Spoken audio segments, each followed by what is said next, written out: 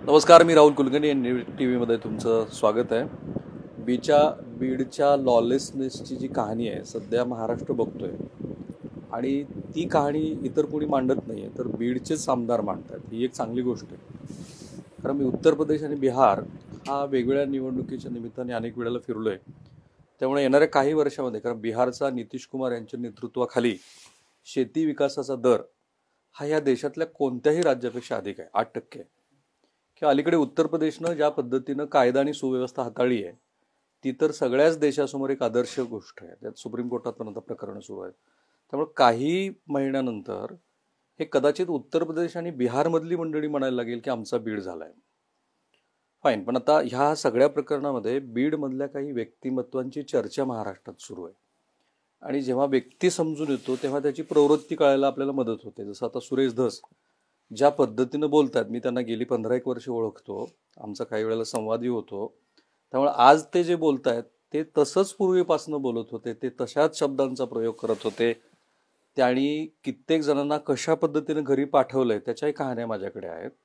पण आज सुरेश धस जे बोलणार आहेत ते आपल्याला ह्या बीड प्रकरणातल्या ज्या व्यक्ती आहेत त्या व्यक्तींबद्दल बोलणार आहेत. आणि त्या व्यक्ती कळल्या की मग त्या प्रवृत्ती आपल्याला कळतात. आणि ती जी मघाशी त्यांनी भाषणामध्ये ती जी डायरी दाखवली ती पण डायरी आता मी सुरेश धस यांच्या बरोबर घेतलेली आहे. सो सुरेश धस आपल्यासोबत आहे, तुमचं स्वागत आहे. नमस्ते.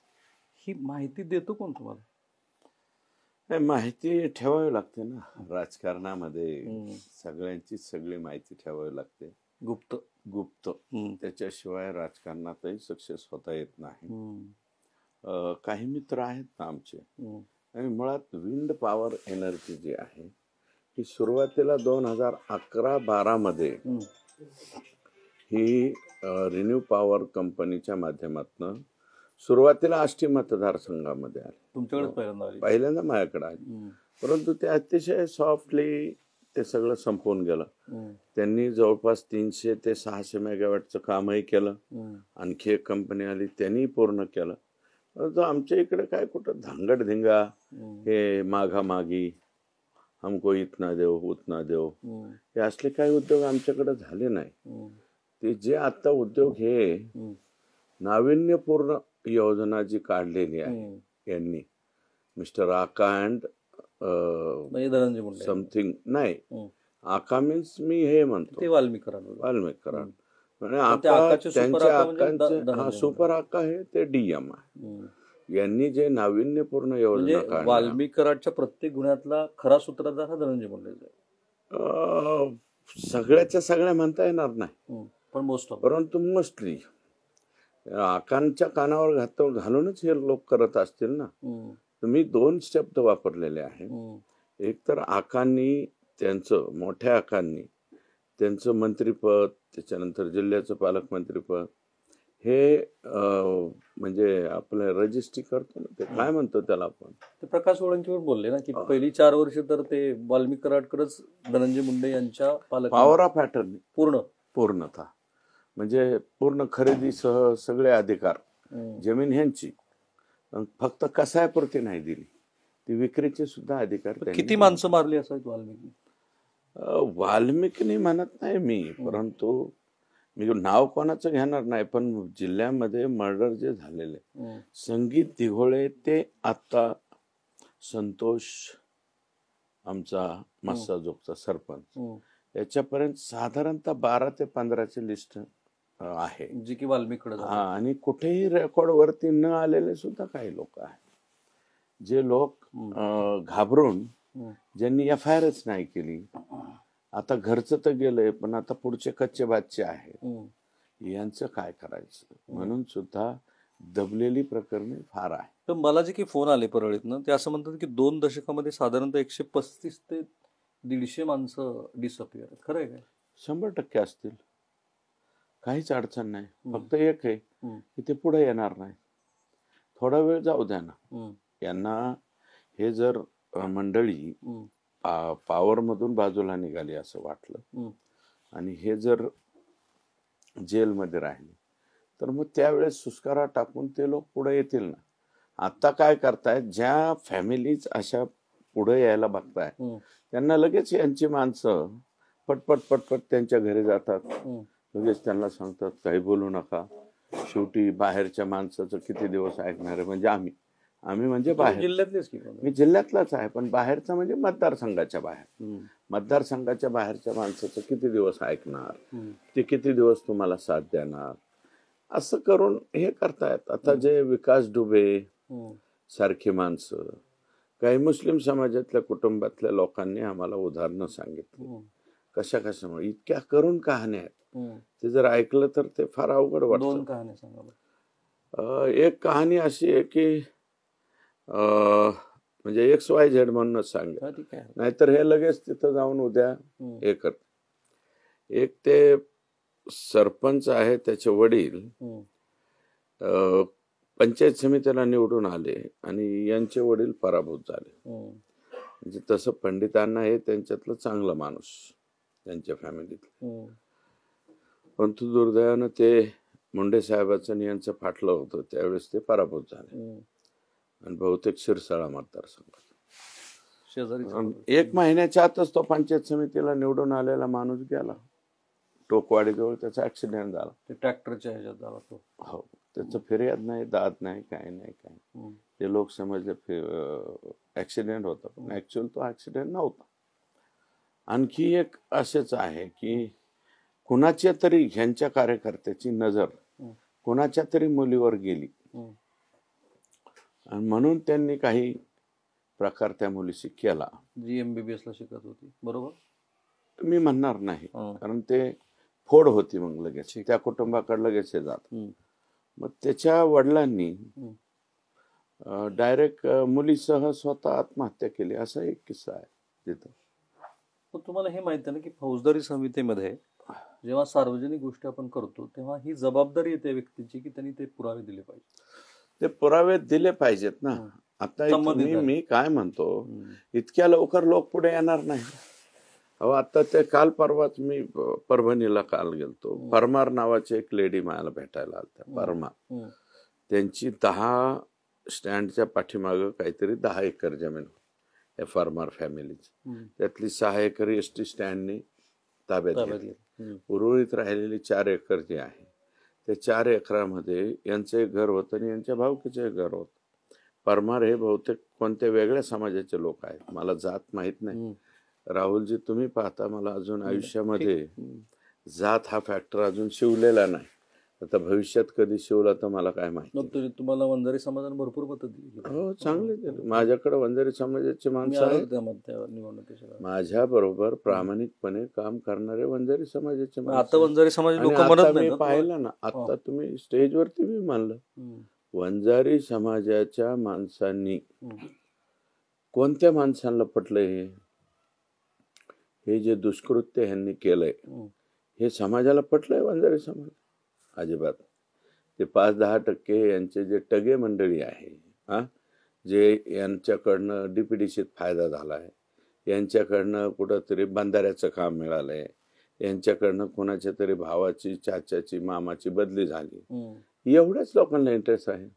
अहो, नागरगोजे काका जे आहेत, दीपक काका नागरगोजे, जे शांतिवन चाल, ते स्वतः गेले संतोषच्या घरी, अश्रू ढाळले, हातभर फेसबुकवरती लिहिलं त्यांनी. म्हणजे माणसांना वंजारी समाजामध्ये मन असलेले माणसं नाही येत का? तुम्हाला काल इंद्रजित भालेराव भेटले होते, त्यांनी सांगितलं मला की नागरगोजेची पोस्ट खूप चांगली होती, खूप सुंदर होती. इन्फ्रंटचे हे बारगजे, त्यांची पोस्ट बघा.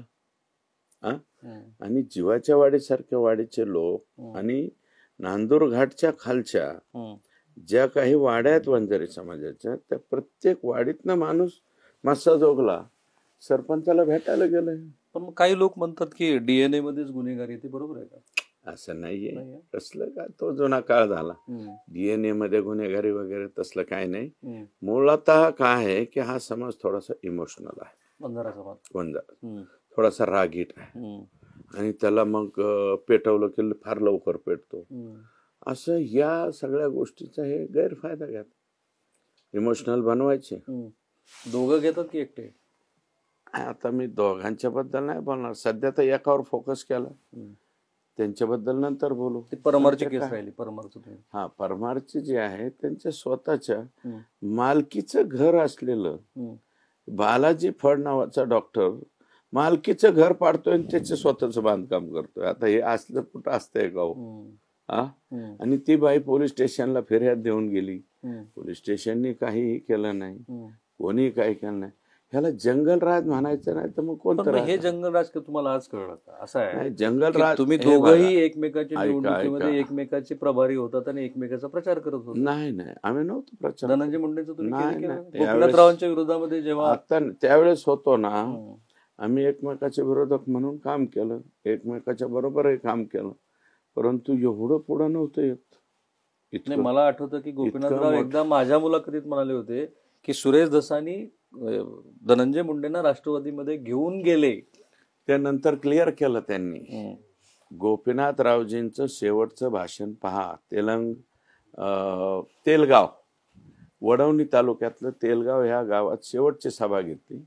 त्या शेवटच्या सभेत त्यांनी माझं क्लेरिफिकेशन करून गेले. ते काय म्हणाले होते? शेवटच्या सभेत माझं घर कोणी फोडलं तर त्यांनी पंडित आणि सोळंकेचे नाव घेतलं होतं. त्यावेळेस समोर मी उमेदवार होतो. ते सहज म्हणले असते सुरेश धसने माझं घर फोडलं. घर फोडण्यामध्ये मी नव्हतो, आजही ठामपणे सांगतो. आणि जे कोणी आहेत फुटून आलेले त्यांनी पण म्हणावं चला कोणत्या गडावर. तुम्ही अजितदादाकडे त्यांना घेऊन गेला होता? नाही, मी नाही. किंवा ते राष्ट्रवादीमध्ये स्थिरावतील असं तुम्ही कधी? मी त्यांना, पवार साहेबांना स्वतः सांगितलं होतं की एखाद्या मोठ्या घराचा माणूस, बरं का, एखाद्या मोठ्या घरातला माणूस जर पडला तर त्या समाजाचा जो छोटा समाज आहे, घटक छोटा आहे, छोटा समाज म्हणजे लगेच त्याच्यावरती काहीतरी उलट चालू होईल. त्याच्यामुळं संख्येनं कमी असलेला समाज, या समाजाचा एक जो लीडर आहे, जे समाजाला वाटत होतं की गोपीनाथरावजी आमचे लीडर, त्याच्या घरामध्ये जर तुम्ही हात घातला तर येणाऱ्या नवीन पिढी बरोबर कितपत समाज येईल याच्याबद्दल मी साशंक आहे. तुम्ही पवार साहेब हे मी सांगितलं होतं दिल्लीला. पण मध्ये पवार साहेब पण म्हणाले की मी अनेक वेळा त्यांना वाचवलं म्हणून. पवार साहेब नाही, ते त्यांचं त्यांना माहिती, त्यांनी कशात वाचवलं, काय वाचवलं. सांगतो ना मी कशात वाचवलं ते, मला नाही सांगतो. जेव्हा महाविकास आघाडीचं सरकार होतं तेव्हा तुम्ही आज जो खुलासा केला आणि ज्याच्यावरती करुणा मुंडे नंतर बोलल्या, जी वस्तुस्थिती तेव्हाही सगळ्यांना माहिती होती की कदाचित ते सगळं प्रकरण फॅब्रिकेटेड आहे. ते जे गाडीमध्ये शस्त्र ठेवल्याचं, ज्याचा तुम्ही आता खुलासा केला की एक कुणीतरी, एका पोलिसाचं नाव आहे माझ्याकडे, त्या पोलिसाचं नाव माझ्याकडे आहे. ते पत्र देणार मी. ज्या पोलिसांनी लुगडं नेसून, आमच्या मराठवाड्यात आपल्या भाषेत लुगडं नेसून किंवा साडी नेसून, सारी नेसून, आणखी काय म्हणायचं शुद्ध भाषेत, त्याला काही पैसे मिळाले का? चांगली पोस्टिंग मिळाली? तो पोस्टिंग आता LCB ला आला, तो लगेच बीडला. हो, बीडला आला. तो पूर्वी परळीला होता, त्याची बक्षिसी त्याला मिळाली. LCB मध्ये नोकरी करतो. तो वंजारी समाजाचा आहे? हो आहे. आणि हे असं जे प्रकार आहे तो फार भयानक आहे ना आमच्या इथं. बिंदू नामावलीमुळेच हे प्रकार झालेत ना. आता मला एक व्हॉट्सअपवर बीड जिल्ह्यामध्ये, तो मेसेज फार महत्वाचा आहे. एक शिक्षक आहे, त्यांचं नाव मी नाही सांगणार, पण त्यांनी 2009 मध्ये छत्रपती संभाजीनगरच्या औरंगाबाद खंडपीठानं जो निवाडा दिला आणि त्याच्यामध्ये बीडमध्ये कसे अतिरिक्त शिक्षक आहेत आणि त्यांनी ते असं सूचित केलं की ते वंजारा समाजाचे. तुम्ही आता तो मुद्दा उपस्थित केला, त्याच्यानंतर परवा मी त्याच्यावरती लाईव्ह केलं. दीपा मुंडे मुधोळ जेव्हा जिल्हाधिकारी होत्या तेव्हा हा विषय पहिल्यांदा चर्चेत अधिकृतपणे आला होता. आता एकदम महाराष्ट्र अगोदर रोडगे का काय नावाचे, तसा तो स्वर्गीय गोपीनाथराव मुंडे पासून चर्चेत आहे. नाही, त्यांच्या साहेबांच्या वेळेस एवढं नव्हतं. आता जास्त झालं. आता हे जास्त झालं 2014च्या नंतर. आता काय परिस्थिती आहे? म्हणजे पंकज, आता बी तीच परिस्थिती आहे. बीड जिल्ह्यामध्ये महसूलमध्ये अतिरिक्त तुम्ही जेवढे पर्सेंटेज आहे, NT साठी किती जागा आहेत? जागा किती? 2% आहे. मग त्याच्या जागेवर 700% असल्यावर काय करायचं? अच्छा, म्हणजे वंजारी समाजाचं जे नोमॅडिक मधलं 2% आहे ते 700% मध्ये तिथे तुम्हाला जागा, 2 जागा असल्या पाहिजेत. तर तिथं डायरेक्ट 702 जर कर्मचारी असतील तर काय होईल? हे असं कसं काय? शिक्षकांमध्ये तेच, महसूलमध्ये तेच, त्याच्यानंतर जे जलसंपदामध्ये तेच, इरिगेशन मध्ये तेच, जलसंधारणमध्ये तेच, सगळ्या विभागामध्ये आमच्या इथे. आणि हे सगळ्यात मोठा दोष मराठ्यांना संधी मिळत नाही, एससीला मिळत नाही, एसटीला नाही, ओबीसी मायक्रो ओबीसीला नाही, दुसऱ्या ओबीसीला संधी मिळत नाही, फक्त वंजारी. सगळे फक्त म्हणजे ओबीसीच्या ज्या 19% जागा आहेत त्या 19%वरती सुद्धा व्हीजेएनटीचेच डचेच लोक आले, वंजारीच आले, फक्त वंजारी समाज आला. त्याच्यानंतर ए वरती पण तेच आले, बी वरती पण तेच आले, एनटी, मी एनटी म्हणतोय, एनटी डच ब कड केलं ना आपण, बायफर्गेशन केलं, तर उर्वरित राहिलेल्या 3च्या जागेवर तेच आले. 19% ओबीसी त्याच्या जागेवर तेच आले. आता एसीबीसी प्रवर्ग केला आमचा मराठा समाज, एसीबीसीच्या जागेवर तेच आले. आणि ओपनचे जे कॅटेगरी राहिली, ओपन जे उर्वरित, आता 72% आरक्षण झालं, आता 38 राहिले ना, 28% राहिले. यापूर्वी 38% होत. 38% जो ओपन पार्ट होता त्याच्यावरती बी एनटी डच आला नाही. पण आता काही तुमच्या जिल्ह्यातले आणि महाराष्ट्रातले मराठा समाजाच्या नेतृत्वाबद्दल काही भाव असणारे लोक काय म्हणतील की जिथे जिथे मराठा डॉमिनन्स असलेली लिडरशिप आहे तिथं पण त्यांनी हेच केलेलं आहे. कुठे काही जिल्ह्याची नावं त्यांच्या लोक ते एकूण काय म्हणतील की सुरेश धस हे जातीयवाद करतात. नाही नाही नाही, मग माझं म्हणणं आहे की अशा मराठा लिडरशिपने असे काही उद्योग केले असतील तर त्यांनी ते हे करावं. आमच्या इकडचे इकडे स्वीकारावेत, तिकडचे ओपन. अहो ह्या बिंदू नामावलीमुळे फक्त मराठा वंजारा किंवा छोटे समाज असं नाही होत.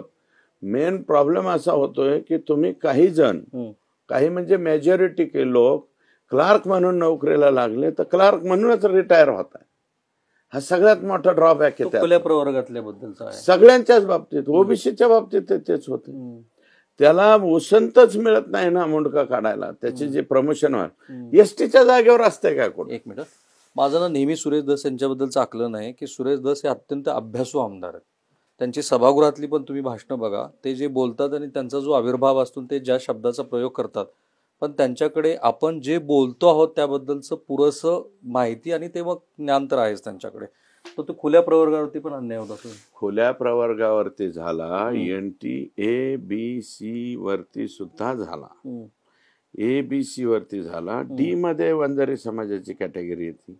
मी काही एकूण सगळ्या वंजारी समाजाच्या अगेन्स्ट मध्ये म्हणत नाही बरं का, परंतु डी कॅटेगरीचे लोक ए बी आणि सी वर कसं काय येऊ शकतात. पण काही ओबीसी समाजाच्या मंडळी, मला त्यांचं नाव नाही सांगायचं, तुमच्या निवडणुकीतल्या शपथपत्राची काही डॉक्युमेंट्स माझ्याकडे पाठवली आणि ती खोटी आहेत असं म्हणतात. तुम्ही जी काही माहिती निवडणूक आयोगाला दिली, मी त्याचं आणखी विश्लेषण व्यवस्थित केलेलं. माझ्या विरोधात त्यांनी कोर्टात जावं, इलेक्शन पिटिशन दाखल करावी, हायकोर्टाकडून सुप्रीम कोर्टाकडून माझे आमदारकी घालवावी त्यांनी.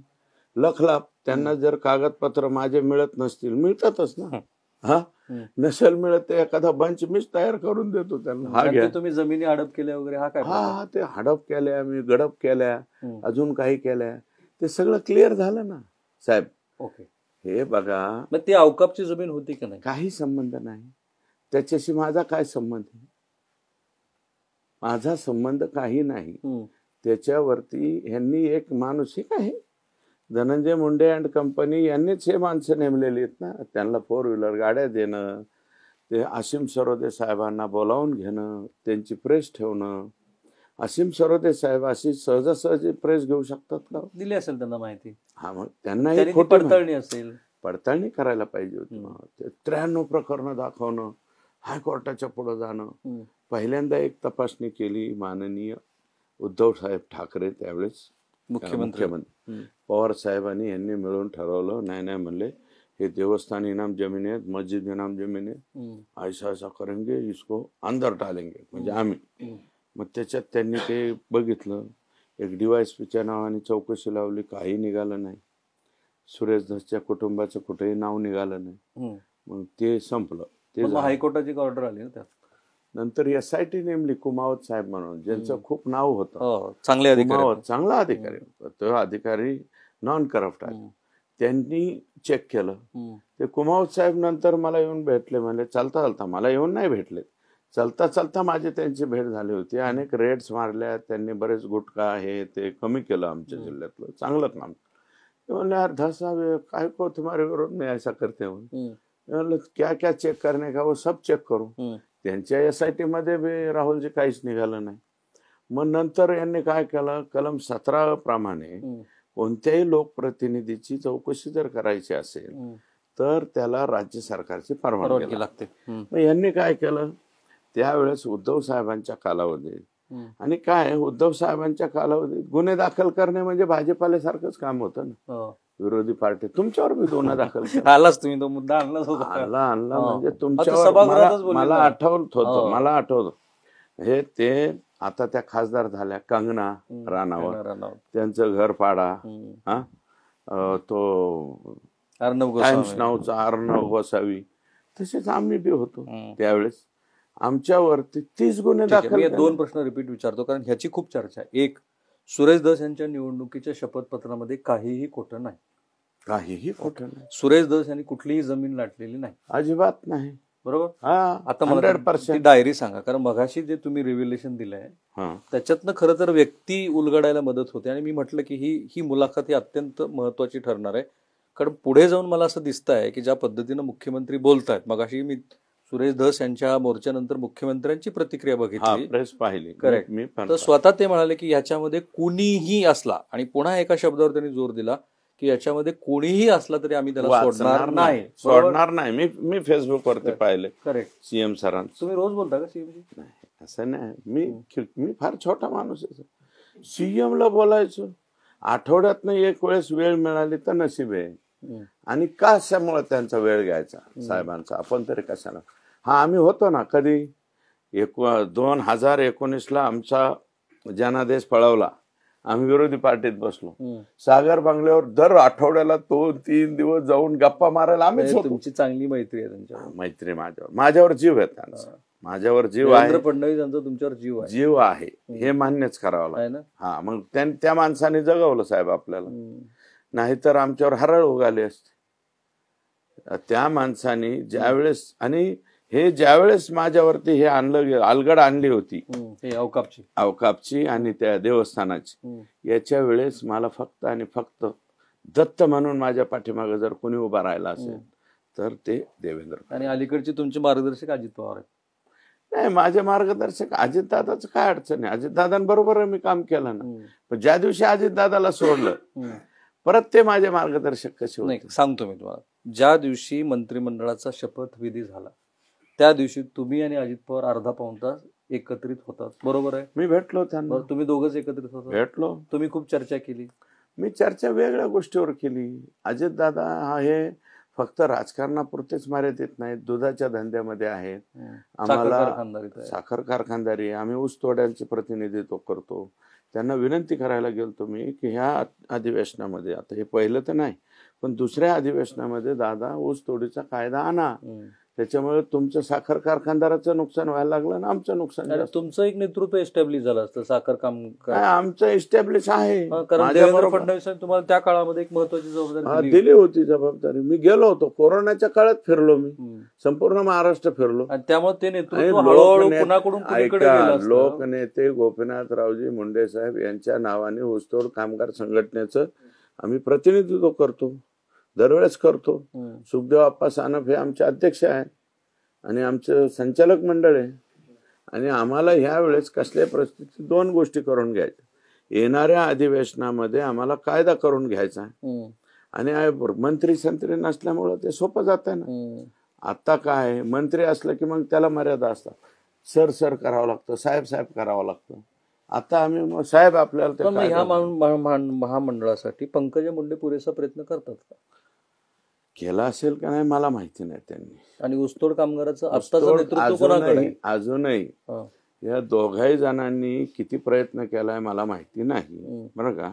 प्रयत्न केला थोडा बहुत केला, पण महामंडळ चालू व्हायला पाहिजे इतक्या टोकाला ते गेलेले नाही दोघही. आता माझं म्हणणं आहे की सामाजिक न्यायाकडे जरी तो विषय राहिला, आता सामाजिक न्यायाकडे जरी तो विषय राहिला तरी त्या सामाजिक न्यायाच्या मंत्र्यांनी आणि माननीय मुख्यमंत्र्यांनी, आम्ही आशावादी मुख्यमंत्र्यांकडून, एकनाथ शिंदे साहेबांनी सुद्धा आम्हाला हो म्हणलं होतं, आम्ही कायदा करतो, परंतु ते गडबडीमध्ये जमलं नाही. आता देवेंद्रजी आहेत, एकनाथजी आहेत, दादा आहेत, दादा कारखान्याचं प्रतिनिधित्व करतील. हे काय आहे की लवादामध्ये यापूर्वीपासून पवार साहेब कारखानदाराचं प्रतिनिधित्व करायचे, मुंडे साहेब कामगार. आम्ही घेतो. आता लवाद आतापर्यंत लवाद पंकजाताईंचा होता, पण लवादामध्ये मी आहेच. त्यांच्या भविष्यात ते राहिल्या तरी हरकत नाही, पण लवादाच्या बैठकीला आमच्याशिवाय लवादाची बैठक फायनल होत नाही. आता आलं ना ते नेतृत्व हळूहळू तुमच्याकडे आलं व्यवस्थित. मी आलं म्हणजे माझ्याकडे नाही घेणार, मी आयतं नाही घेणार, काहीतरी करून झगडून घेणार, भांडण करून घेणार. डायरी राहिली आपली. हा, तुम्हीच दाखवा. मगाशी जे डायसवर तुम्ही क्रोनॉलॉजी सांगितली ती असं सुस्पष्ट करते आहे की ह्या सगळ्या प्रकरणातले मुख्य आरोपी हे धनंजय मुंडे आहेत. हे बघा, मी मुख्य आरोपी अजून म्हणलेलो नाही, पण ही बैठक मला हे तुम्ही भाषण केलंय. आम्ही लिहून ठेवलंय की हा जो नितीन बिक्कड आहे, जो धाराशिव जिल्ह्यातला आहे, फाकराबाद तालुका वाशी इथला आहे, तो कसा आहे काय आहे त्याची माहिती मी सांगितलेली, त्या डायरीवर लिहून ठेवलं, मी वाचतोय ना, आणि माझ्या स्वतःच्या अक्षरात आहे. हे फार महत्वाचं ठरणार आहे पुढे चालून. हे महत्वाचंच ठरणार आहे, कारण मंत्र्यांनी स्वतःच्या बंगल्यावरती 7 पोडा बैठक घेण्याचं सुद्धा भान ठेवलं पाहिजे. माझं म्हणणं आहे की ओबराईवरती घ्या तुम्ही.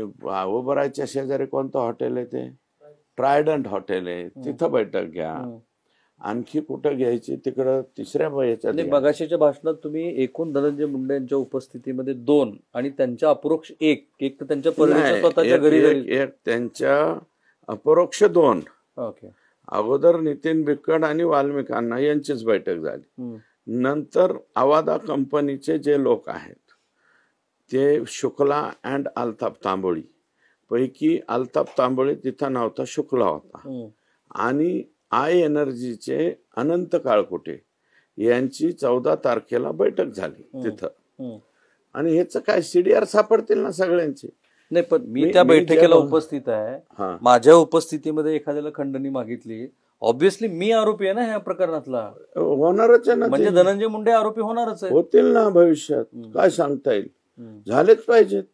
त्यांनी जर हे केलं असेल, आणि ही संतोष देशमुखची कडी कुठपर्यंत जाणार आहे आता, धनंजय मुंडेपर्यंत जाणार. तुमचं असं म्हणणं आहे की धनंजय मुंडे हे संतोष देशमुख यांच्या खून प्रकरणातले आरोपी असू शकतात? कालपर्यंत म्हणत नव्हतो, आज तुम्ही ठामपणे म्हणतोय. ही डायरी माझ्याकडे मी लिहून ठेवतो ना, कोण कुठं भेटतं, कोण कोणाला काय करतं, हे आम्हाला पण वॉच ठेवावा लागतो ना.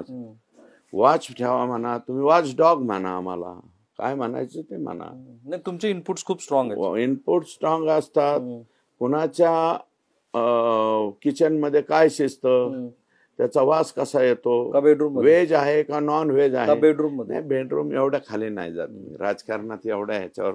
बेडरूम वरती गेलो असतो तर मागच कोणाचे तरी बोलून घेऊन त्या पत्रकार परिषदा माझ्या उपस्थितीत लावल्या असतात. मी हे कधीच केलेलं नाही, पूर्वी नाही, आता बी नाही. आणि लय ते जर कोणी बोलायला लागले तर त्याच्या तारखासहित सांगाल मग सगळं.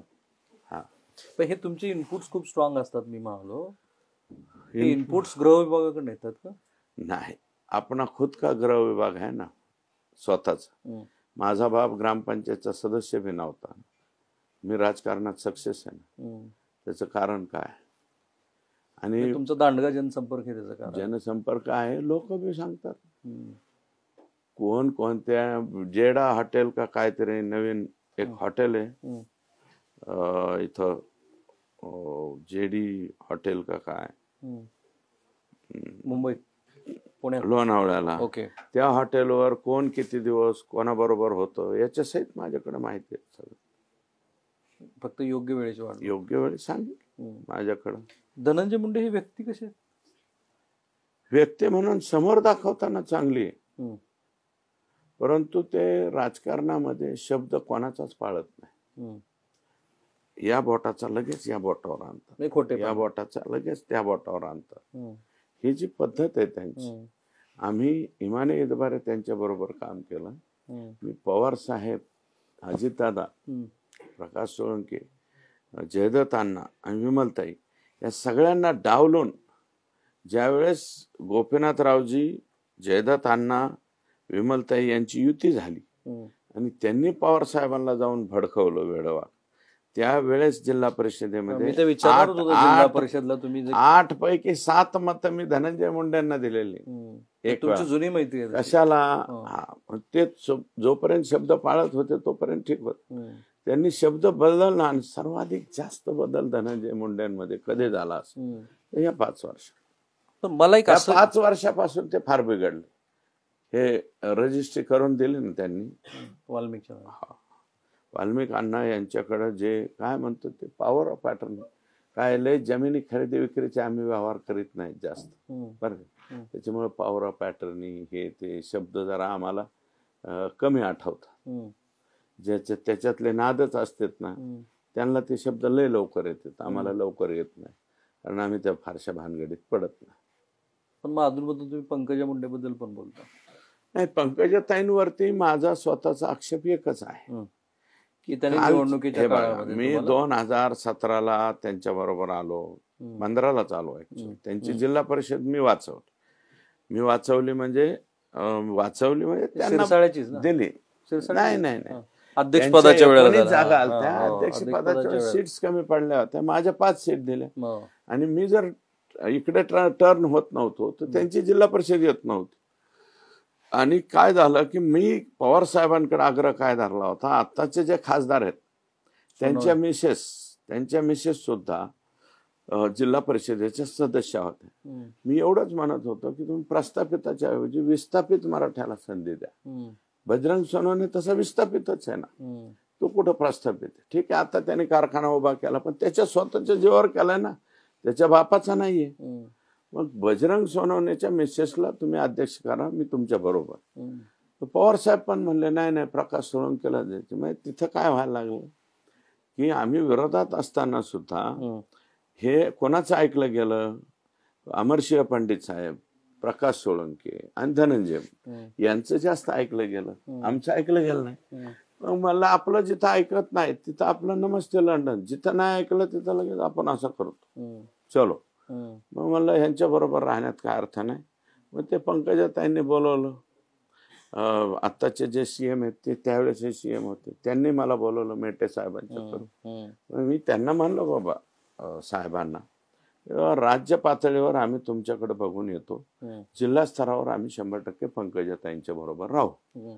तर ते म्हणले आणि उद्याच्याला आम्हाला तुम्ही काय वाऱ्या बिरावर सोडून देऊ नका, कारण दोघात शक्य नाही हे सगळ्यांना माहिती.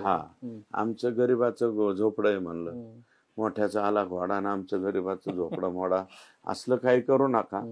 तर ते हसले, म्हणले अरे बाबा तुझी मी म्हणलं साहेब मी प्रामाणिक राजकारणात राहतो का नाही, 2.5 वर्ष झालं तुम्ही मुख्यमंत्री झाला, साधा हार तरी घालायला आलो का तुमच्या बरोबर? अजिबात गेलो नव्हतो मी. देवेंद्रजी मुख्यमंत्री झाल्यावर मी लाडत सुद्धा नव्हतो गेलो. आपण इमानदारी एवढं राहायचं. राष्ट्रवादी पण तुम्हाला विधान परिषदेवर संधी दिली की स्थानिक? नाही, तो नंतरचा विषय. पहिल्यांदा आम्ही जिल्हा परिषद जी आहे ती पंकजाताईंच्या ताब्यात दिली, त्यांनी बिचाऱ्यांनी सहकार्य केलं. नंतर जी जागा आली मी नको म्हणत होतो, कारण ते तुम्ही होतात. ती निवडणूक म्हणजे काय, महात्मा गांधी की जय, त्याच्यामध्ये आम्ही कमी आहोत. महात्मा गांधींच्या छाप्याशिवाय त्या निवडणुकीत काही चालत नाही. ऑफ द रेकॉर्ड बोलतो, आता ऑन द रेकॉर्ड बी हो. आता ऑन द रेकॉर्ड मी प्रश्न विचारतो. तुम्ही सत्ताधारी पक्षाचे आमदार आहात. हो. मधल्या काळामध्ये मराठा समाजाच्या आरक्षणाचा मुद्दा खूप गाजला, त्याचं नेतृत्व श्री मनोज जरांगे पाटील यांच्याकडे गेलं. त्यांनी सुद्धा आता ह्या सरकारच्या संदर्भात, मगाशीच मी त्यांची इंटरव्ह्यू मध्ये त्यांना अनेक प्रश्न विचारले, तेव्हा ते असं म्हणाले की एक विशिष्ट मुदतीमध्ये हे झालं पाहिजे. आणि आपसूक जे मराठा समाजाचं नेतृत्व आहे हे मनोज जरांगे पाटील यांच्याकडे गेल्यानंतर संतोष देशमुख यांच्या प्रकरणाच्या निमित्तानं जी दुर्दैवी घटना घडली, मराठा समाजाचा एक मोठा आवाज म्हणून सुरेश धस पुढे येत आहे. नाही, मी राजकारणातला आहे आणि काय मनोज दादांचं समाजाच्या बाबतीतलं जे स्थान आहे ते स्थान अढळ आहे. त्या स्थानाला कोणीही हात घालू शकेल अशी परिस्थिती नाही. त्यांनी जर राजकारण केलं असतं, निवडणूक लढवली असती, तर मग मनोज दादांच्या बद्दल काही बोलणं किंवा काही झालं असतं. आजही मी सांगतो, एक राजकीय व्यक्ती म्हणून मी माझ्या मतदारसंघामध्ये माझ्या इथं राहत असेल बरं का, परंतु समाज म्हणून, समाज जे त्यांना दैवत मानायला लागलेला आहे, तर तो समाज 100% त्यांच्या बरोबरच राहील. मग तो भाजपचा असेल, तो राष्ट्रवादीचा असेल, तो काँग्रेस पक्षाचा असेल, शिवसेना एकनाथ शिंदे साहेबाचा असेल, अजितदादाचा असेल किंवा पवार साहेबांचा. नाही, उद्या चालून अण्णा समाजाचं आंदोलन नाही, समाजाचं उद्या आंदोलन उभा राहिल्यावर मलाही मानणारे जे लोक आहेत ते सुद्धा आंदोलनाच्या बाबतीत ते मनोज दादांच्या बरोबर राहणार. मी उद्या चालून अण्णा म्हणत मराठा समाजाचे लोक जर तुमच्याकडे आले आणि राज्य पातळीवरच्या एखाद्या प्रश्नासाठी सुरेश धस यांचं नेतृत्व करावं, तर तुमची तयारी नाही? हे बघा, आता सध्या तसलं काही आमच्यामध्ये भानगड आणू नका. हे मला असं वाटतं हे असंच होतं, जे चांगलं चाललंय आमचं त्यांचं. नाही, मी हा प्रश्न यासाठी विचारतो, ही चर्चा आहे. नाही, ती चर्चा आहे, मग ही काय अशीच राखेल होतायची चर्चा आहे, त्याच्यात दुसरं काय? फक्त जे चांगलं चाललंय, मी काय सांगितलं, समाजामधलं दैवताचं स्थान त्यांचं जे आढळ आहे ते आढळच राहील. फक्त हे जे कोणता अन्याय वगैरे झालेला आहे याच्यामध्ये मी पुढाकार घेतोय, पण दादाही स्वतः पुढाकार घेतात ना. सगळ्यात अगोदर तर ते गेले. आणि तुमच्या दोघात चांगला संवाद आहे? संवाद आहे आमच्या ह्याच्यात, विसंवाद अजिबात नाही. आणि अगोदर होता, लोकसभेपर्यंत विसंवादच होता. लोकसभेपर्यंत हे बघा, जर माझा आणि त्यांचा लोकसभेपर्यंत संवाद होता तर निवडणुकीमध्ये पंकजाताईंचं तिकीट जाहीर झाल्यापासून ते शेवटच्या निवडणुकीपर्यंत 9 वेळा मनोज दादा माझ्या मतदारसंघात आले. ते आल्यामुळं आम्ही जे 50-1 हजाराचं लीड द्यायचं होतं, 50-60 हजाराचं लीड जे राहिलं असतं आमच्या मतदारसंघात, ते डायरेक्ट आम्ही 32-32.5 हजारावर आलो. मतं कमी झाली ना. मनोज दादांच्या फिरण्यामुळं लोकसभेला फार मतं कमी झाली, सगळीकडेच झाली. आमच्या बीड जिल्ह्यापुरतं थोडीशी, संपूर्ण मराठवाड्यामध्ये झाले, पश्चिम महाराष्ट्रात झाले, उत्तर महाराष्ट्रात झाले, कुठं नाही झाली मला सांगा. त्याची नाराजी आहे पंकजा मुंडे यांची तुमच्या? कोणा? माझ्यावर नाही नाराज. नाही, माझ्यावर का नाराज असतील? बाकीच्या तर कोणीच काही दिलं नाही. मी तर 32-32.5 हजाराची लीड दिली आणि माझ्यावर नाराजी असण्याचं काय कारण? नंतर काय झालं की बाबा त्यांचे जे जवळचे कार्यकर्ते होते, ठीक आहे, नॅचरली झालं असतं तर काय म्हणणं नव्हतं, पण मला असं वाटतं लोकसभेच्या नंतर ते हळूहळू त्यांनीच ते पिकवलं. ओबीसी, मराठा, मराठ्यांनी आम्हाला मतं नाही दिले, मराठ्यांनी आम्हाला मतं नाही. पंकजा मुंडे त्यांचे खालचे जवळचे जे त्यांचे शागिर्द आहेत, म्हणजे जे फार बुद्धिमान लोक आहेत, जे चाणक्यापेक्षा सुद्धा त्यांची बुद्धी फार जास्त चालते, असे काही त्यांचे जवळचे जे अष्टप्रधान मंडळ आहे त्यांचं, त्या अष्टप्रधान मंडळाने त्यांच्या डोक्यात एकच घातलं. तुमच्या दोघांचं बोलणं होतं की नाही फोनवरती? आता नाही, असलंच नाही. सध्या नमस्ते झालंय आमचं, बरेच दिवस झाला. त्या आपण नाही, ज्या निवडणुकीच्या दिवशी निवडणूक म्हणजे निकाल लागला त्याच दिवशी मी स्पष्टपणे सांगितलं, त्यांनी माझ्या विरोधात काम केलं. मग परत त्यांचं आणि माझं बोलण्याचा किंवा याचा काय, माझी त्यांच्यावर दुसरी नाराजी कोणतीच नाही. नाराजी आहे की मी मागच्या वेळेस त्यांच्या भगिनी उभ्या होत्या, आष्टी मतदारसंघातून 71 हजाराची लीड दिली. त्यावेळेस मी जास्त पळालो होतो, भीमराव धोंडे कमी पळाले होते. मग त्यांनी परत पुढचं तिकीट देताना भीमराव धोंडेंना तिकीट, माझा मुलगा उमेदवारी मागत होता, माझ्या मुलाचा अर्ज भरला होता, तर त्यांनी माझ्या मुलाला सांगितलंच नाही अर्ज काढ. ते फक्त देवेंद्रजींना म्हणायचे तुमच्या माणसाला अर्ज काढायला, म्हणजे मी त्यांचा माणूस झालो. ठीक आहे. मला देवेंद्रजींनी सांगितलं तू बदनाम होशील पार्टीमध्ये, तू तुझ्या मुलाचा अर्ज काढ. मी म्हणलो साहेब माझ्या मुलाचा अर्ज काढला तर राष्ट्रवादी सीट निवडून येईल. लगेच कळतं. ते म्हणले काय व्हायचं असेल ते होते, तू अर्ज काढ. साहेबांनी सांगितलं, मी 10 मिनिटात अर्ज काढून घेतला. मी म्हणलं अरे, आणि मनात एक विचार बी असा केला साहेब की बाबा कोणाबरोबर भांडावं. मी गोपीनाथरावांच्या बरोबर भांडलो, मी शरद पवार साहेबांच्या विरोधात गेलो, आणि आता तिसरं आम्ही आलो कोणाच्या आधारावर, देवेंद्र फडणवीस. मग आता जर पोरगा उभा करावा तर देवेंद्र फडणवीसांना बी धोका दिल्यासारखं होतंय ना. अरे बापरे, मग कोणाबरोबर नाही, पण भांडण? आता आणि मी हेच तर ते गरीब कारण- माणूस आहे. ठीक आहे, आता हेच ते कारण आहे असं म्हणतात हा. की तुमचं धनंजय मुंडे यांच्याबरोबर आता राजकीय सख्य नाही, पंकजाबरोबर सख्य नाही, म्हणून तुम्ही ह्या प्रकरणाच्या निमित्ताने राजकारण करत आहात. राजकारणाचा आणि याचा विषयच नाही. ते हे राजकारण आमचं चालत राहील पुढं. सख्याचं आणि बिख्याचं काय करायचं? सख्य बिख्यात असलं नाही. माणूस कोणत्या पद्धतीने मारलाय ती पद्धत तुम्हाला आवडली का? नाही, कोणाला आवडेल ती पद्धत? संपलं. आपलं आणि त्यांचं खटकायचं कारण एवढंच आहे. आणि कालच्या निवडणुकीमध्ये त्या दोघा बहीण भावंडांनी विचार करून आमच्या विरोधात शिट्टी चालवली, म्हणजे अपक्ष कॅन्डिडेट उभा केला. हे दोघांनी सगळीकडेच प्लॅनिंग केलं. ते माजलगाव मध्ये त्यांनी निर्मळ नावाचे एक कॅन्डिडेट उभा केला. चोळंकेच्या विरोधात. त्यांना विचारा जाऊन, तुम्ही जाऊन विचारा. एकदा माझी जशी मुलाखत केली राहुलजी त्यांची करा. बिचारा ते आमचं राजा भाऊचं पोरग, त्याला बी काढून घ्या नाही म्हणले. आमचा बाबरी 18,000 मतं घेतली, यांनी 34,000 मतं घेतली. त्या पोरांनी ह्यांना उमेदवार कोणी केलं? गेवराई मध्ये प्रियंका खेडकरला उमेदवार कोणी केलं? हा, बीड मध्ये यांना बरोबर संदीप क्षीरसागरांना निवडून आणायचं होतं, आमच्या ताईंना. संदीपला? हो, राजकारण आम्हाला बी कळतं ना साहेब. आम्ही काय त्याच गावच्या बाबळीन त्याच गावच्या बोरे आहेत ना. त्यांना संदीप क्षीरसागरांना निवडून आणायचं होतं, म्हणून त्यांनी तिथं भाषण केलं. काय? क्षीरसागर घराण्याच्या 2 स्नुषा म्हणजे सुनबाई, डॉक्टरच्या मुलाची म्हणजे योगेशची सुनबाई आहे केंद्रे, आणि ह्यांची सुनबाई कोण आहे? शिंदे. हे मराठा आहेत इथले, कुठले? पुण्याचे. यांनी बरोबर रायमावला जाऊन म्हणले आमचे दाजी, आमचे दाजी, आमचे दाजी. हा, म्हणजे केंद्रेची मुलगी आहे ना, आमचे दाजी योगेश क्षीरसागर. हे भाषण सगळं करून बोर्ड लावले, दाजी आमदार.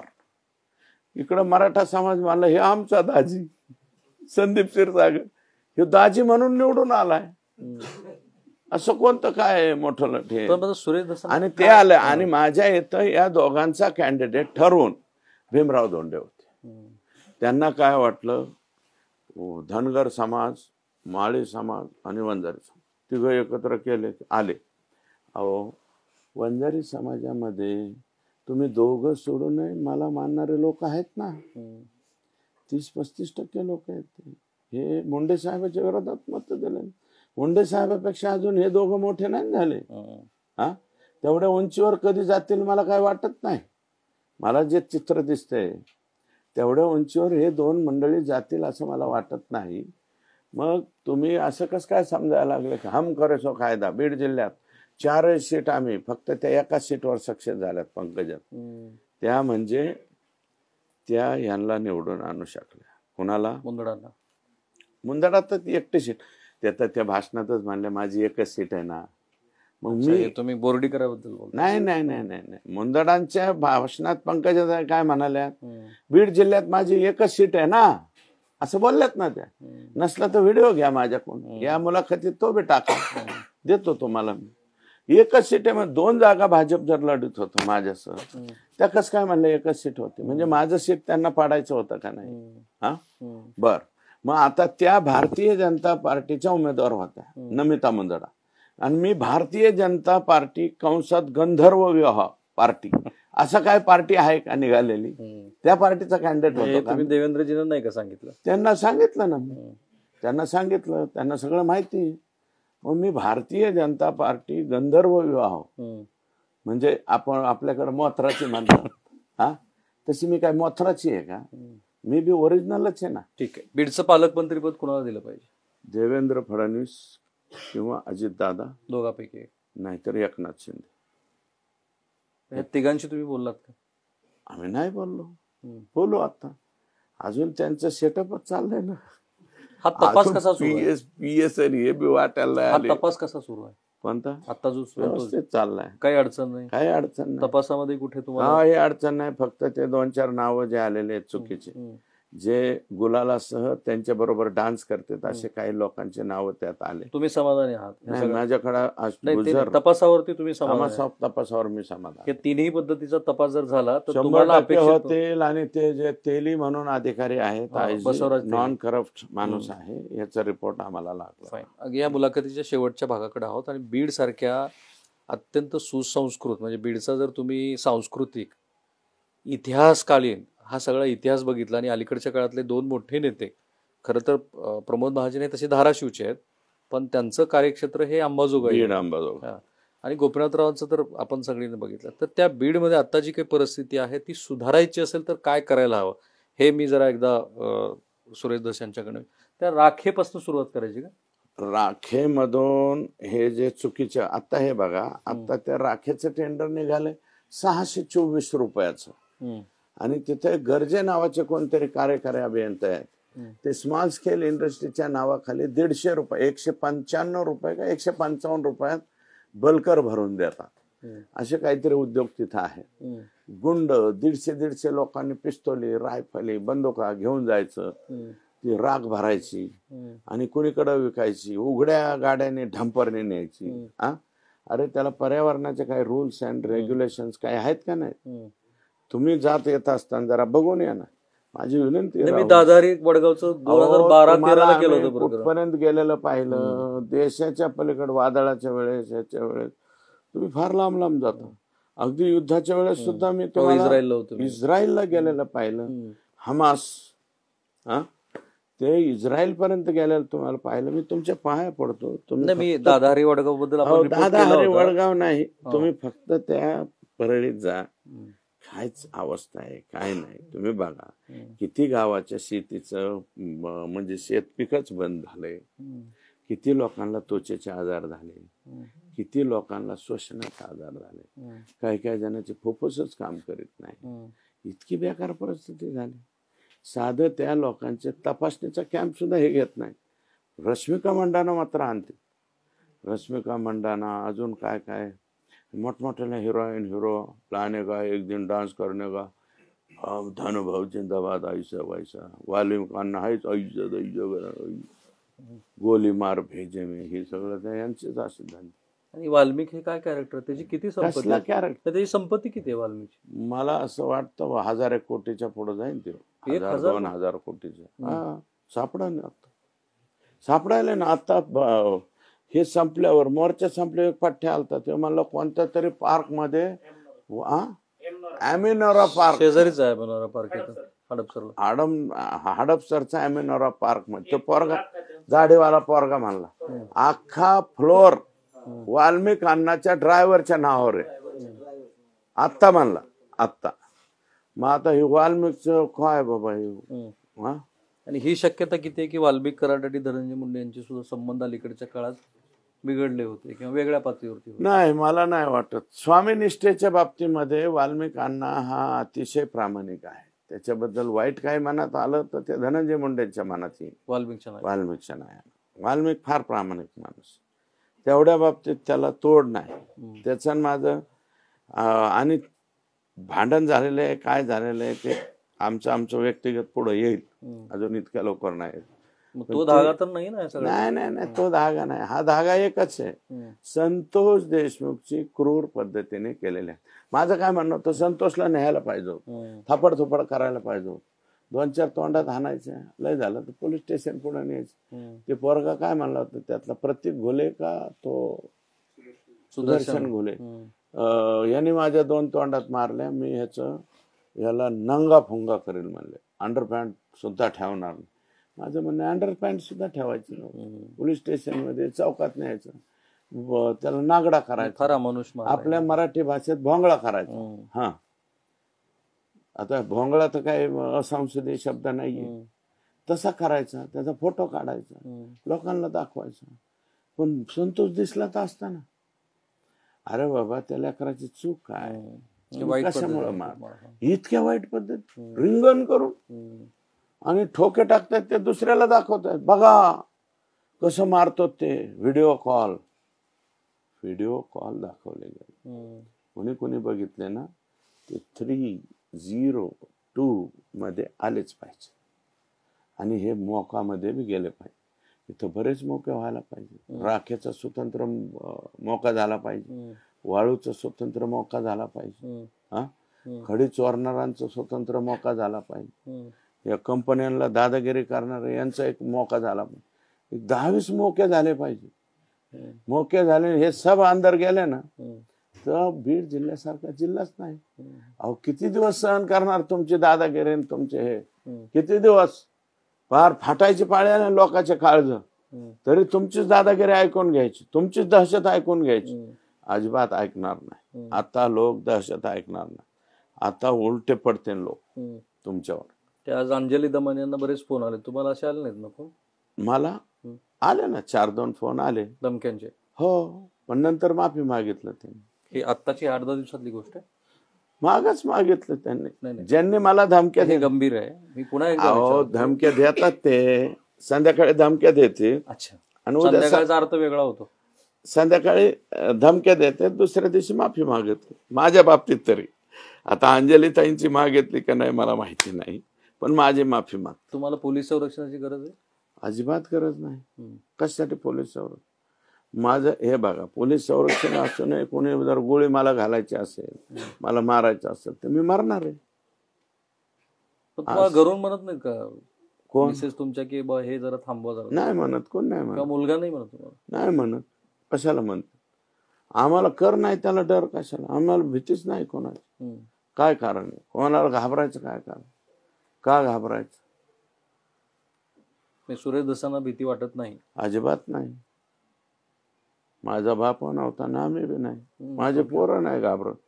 आम्ही कुणीकडे हिंडतो, मतदारसंघात हिंडतो, बाहेर आलो. हे काय पाहुण्यांनी जेवायला बोलले आले. शेवटचा प्रश्न आहे, तुम्हाला काय हवंय नेमकं सुरेश दस? काय बीडच्या कॉन्टेस्ट मध्ये तुम्हाला काय हवं? बीडच्या कॉन्टेस्ट मध्ये बीड चा डेव्हलपमेंट झाली पाहिजे. बीड मध्ये इन्व्हेस्टमेंट आली पाहिजे. बीडचं इरिगेशन झालं पाहिजे. बीडच्या ऊस तोड्यांचा प्रश्न मिटला पाहिजे. आणि बीडमध्ये दादागिरी कुणीच नाही केली पाहिजे. सुजलाम सुफलाम माणसं आरामशीर जगले पाहिजे. कोणाच्या दहशतीखाली जगले नाही. आणि जे कोणी दहशत करण्याचा प्रयत्न करतील त्यांच्या दहशतीचं उत्तर आम्ही दहशतीने देऊ.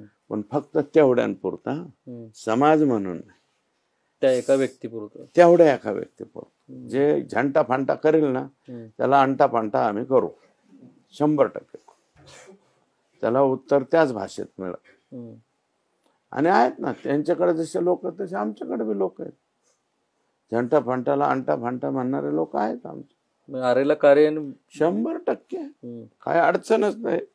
दिवस उगता म्हणलं तरी तयारी, दुपारा तयारी, संध्याकाळी बी, कधी कधी बी कुठं बी. आता सोडायचं नाही. नाही, सुट्टी नाही. याला फाशी नाही. हे बघा, धनंजय मुंडे असतील, त्यात असतील लिस्ट मध्ये, डायरीतच डायरीत तर आहेच ना. तो बैठक घ्यायला आहे ना कोटीची.